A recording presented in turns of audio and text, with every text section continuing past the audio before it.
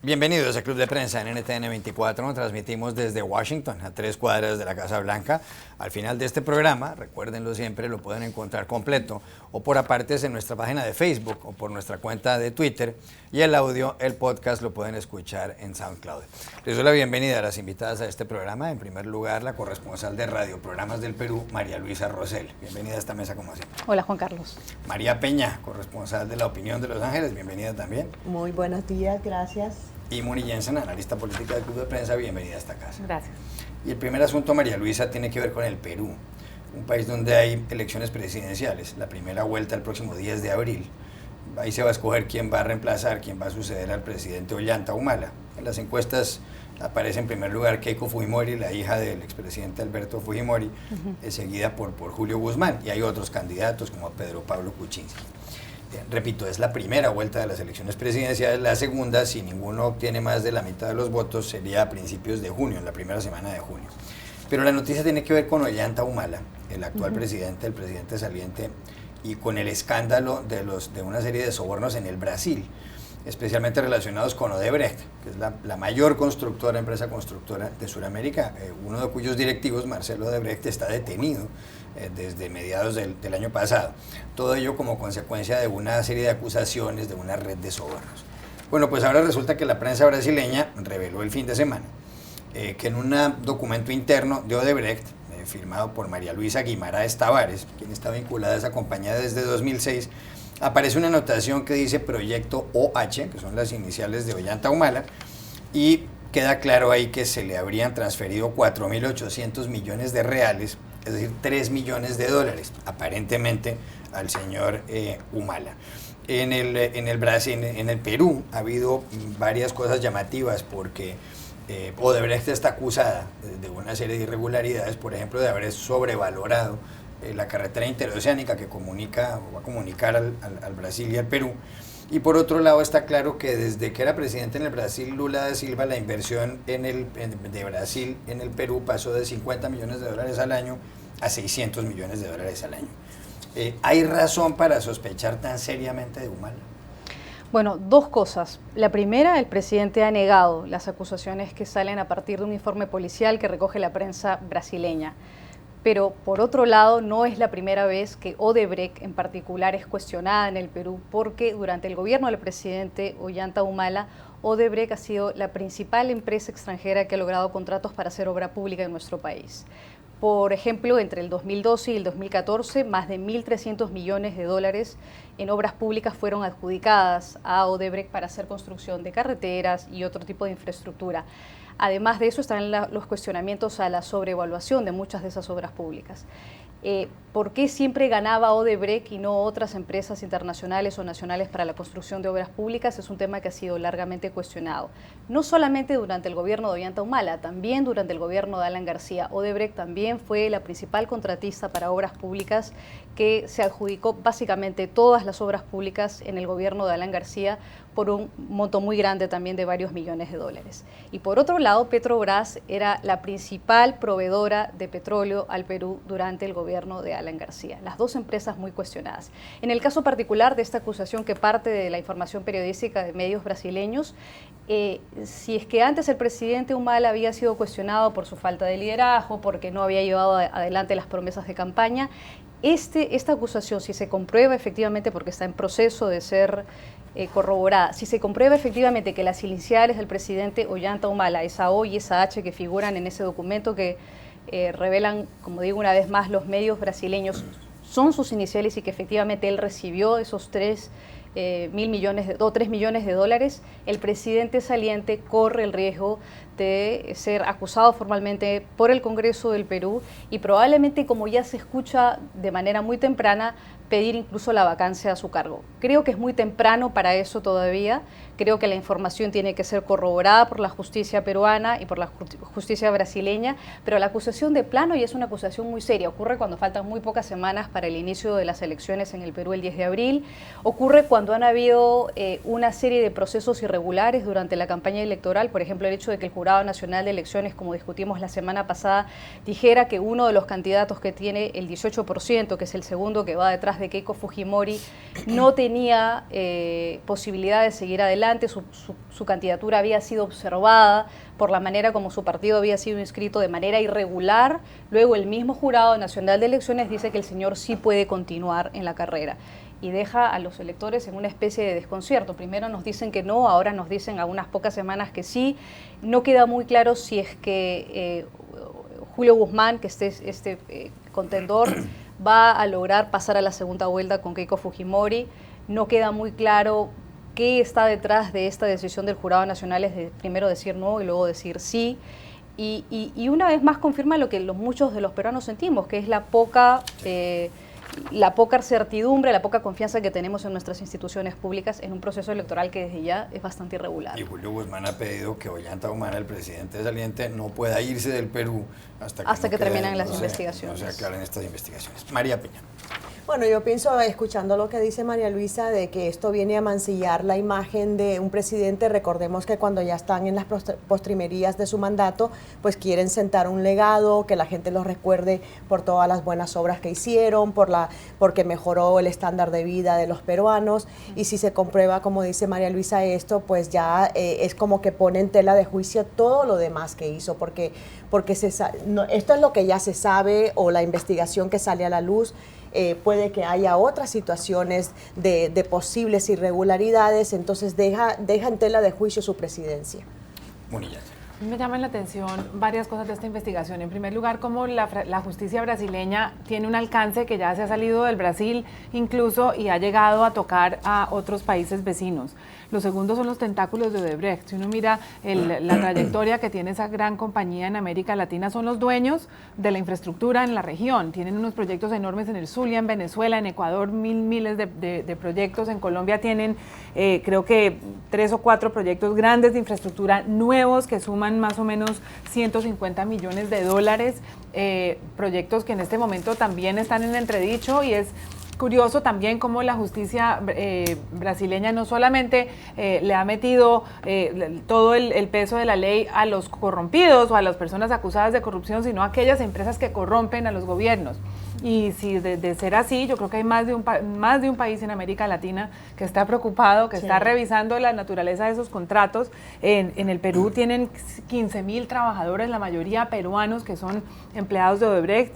En Venezuela tienen casi 12.000, o sea, tiene un impacto mucho más allá del que tiene en la rama judicial, y es un asunto casi de ver realmente cómo está operando esta empresa en todos los países de América Latina que están en este momento sujetos a escrutinio. Hay más noticias en este caso de las elecciones aquí en Estados Unidos, María, que tendrán lugar el 8 de noviembre. Y estamos en el proceso de elecciones primarias en que el Partido Republicano y el Demócrata van escogiendo sus candidatos. Eso se hará en las convenciones de mediados de año, pero cada uno de los estados va votando en lo que se conoce como este sistema de elecciones primarias. En el Partido Republicano va ganando la carrera el señor Donald Trump. Y mucha gente cree que si el martes de la semana entrante, en lo que se llama el supermartes, cuando habrá votaciones en 12 de los 50 estados de Estados Unidos, sale adelante el señor Trump, se convertirá en el candidato. Otros dicen que esto puede tardar hasta el 15 de marzo, cuando habría votaciones en el estado de Florida, que es un estado muy importante, no solamente por el número de delegados que envía a las convenciones, sino porque Florida es lo que llaman aquí un swing state, un estado que en unas elecciones vota republicano, en otras vota demócrata, y es un estado clave. El diario The Washington Post publica hoy un editorial titulado The Moment of Truth, es decir, el momento de la verdad, y les pide a los líderes del Partido Republicano, el editorialista del Post, que detengan al señor Trump, que le pongan fin a esa candidatura, que hagan algo para que no llegue a la presidencia. Empieza el editorial diciendo que lo impensable está empezando a parecer inevitable. Dice: el señor Trump es un señor que ha dicho cosas perfectamente absurdas. Recientemente dijo que quería pegarle a alguien un puño en la cara en una manifestación. Pero dice además, tiene un hombre que tiene una agenda que no es creíble, que no tiene experiencia, y por otro lado quiere que Estados Unidos cometa crímenes de guerra, incluida la tortura, y que incluso pueda matar a familiares de terroristas sospechosos, de personas sospechosas del terrorismo. Dice el Washington Post: el señor Trump admira al dictador ruso Vladimir Putin, y sobre todo está diciendo que hay que sacar de los Estados Unidos, expulsar a una cantidad de inmigrantes indocumentados, 11 millones, y señala el Washington Post, eso no lo hizo ni Stalin, o eso recordaría a Stalin en la antigua Unión Soviética, o a Pol Pot en Camboya. Aquí la pregunta es, porque además señala el Washington Post que el señor Trump ha insultado a las mujeres, a los judíos, a los musulmanes, a los mexicanos, a las personas que tienen algún tipo de minusvalía, bueno, y al Papa, prácticamente a todo el mundo. La pregunta es, ¿será que este tipo de llamamientos sirven de algo? ¿Va a detener a alguien la candidatura del señor Donald Trump? Y se lo pregunto a usted, que cubre la campaña, que ha ido a tantos mítines de todos los candidatos. Sí, yo he estado siguiendo muy de cerca la contienda de los dos partidos. Desde siempre ha habido preocupación por la candidatura de Donald Trump. Lo que primero comenzó como una broma, la gente hacía chistes, la gente lo descartaba, restaba importancia. Ahora lo están viendo con seriedad porque él ya ganó en 3 estados y el próximo 1 de marzo, cuando haya esto que le llamamos el supermartes, pues él está en una postura muy fortalecida. Vemos que los senadores Ted Cruz y Marco Rubio, de origen cubano-americano, están en pugna por el segundo puesto y se presentan como la alternativa a Trump, como los anti-Trump. Hay una enorme preocupación en el partido. Ahora, lo que pasa es que cuando ves que él no baja de primer lugar en las encuestas internas del partido, es como que empieza a haber una especie de resignación. Y el presidente del Partido Republicano ha dicho que, bueno, que ahora lo que hay que tratar de hacer es a ver cómo le ponen un poquito de rienda si es que él resulta como el candidato presidencial. A mí me parece que es un poco ilusorio pensar de que se le puede poner freno a Trump porque él es un hombre que se manda solo. Ha dicho que no va a cambiar su estrategia si le está funcionando. No le importa que entre los hispanos tiene un enorme nivel de desaprobación. Creo que una encuesta revelaba que 8 de cada 10 hispanos desaprueba de él y hay una minúscula minoría, para subrayar eso, de hispanos republicanos que lo apoyan. Es decir, la preocupación mayor es que, suponiendo que él logra la nominación del partido, en los comicios generales, él va a tener que ganarse a los independientes, él va a tener que moverse hacia el centro, va a tener que ganarse a los republicanos que están indecisos o que tienen escepticismo. Sí. Entonces, va a ser muy difícil que él pueda cambiar la imagen que ha sembrado ahora de un tipo duro, que va a obligar a México a pagar el muro, que Estados Unidos va a recuperar su grandeza, su imperio, etcétera, etcétera. Es un tipo muy bombástico, ¿no? Pero lo que hay que entender también es el contexto cultural en el que está ocurriendo esta contienda, y es que es un país, Estados Unidos es un país que premia a los extrovertidos. Premia al que habla más bonito, al que habla duro, al que esto, y él lo ha llevado a un extremo, ¿no? Él grita, él insulta, y luego trata de matizar lo que quiso decir, y a la gente parece que no le importa, que son propuestas vacías, que no tiene detalles. A mí me ha tocado, por ejemplo, analizar a fondo su política comercial. Entonces él vive quejándose de que China nos está ganando, que México nos está ganando, qué barbaridad, ya no somos los primeros del mundo. Pero cuando analizas lo que está proponiendo, está exponiendo a Estados Unidos a demandas internacionales por incumplimiento de los tratados de comercio como el NAFTA, etcétera. O sea, obviamente lo ven con mucho nerviosismo, sí. Porque recordemos que la meta del Partido Republicano es recuperar la Casa Blanca y ahora mismo hay duda de que Trump pueda hacerlo. A mí me parece que el Washington Post llegó tarde a esta advertencia de que llegó el momento de la verdad. El momento de la verdad ya pasó. Ya Trump es una planadora que muy posiblemente, y según las encuestas de hoy, tiene 44% de aprobación en el Partido Republicano, seguido por Marco Rubio, que tiene 28%, está bastante atrás.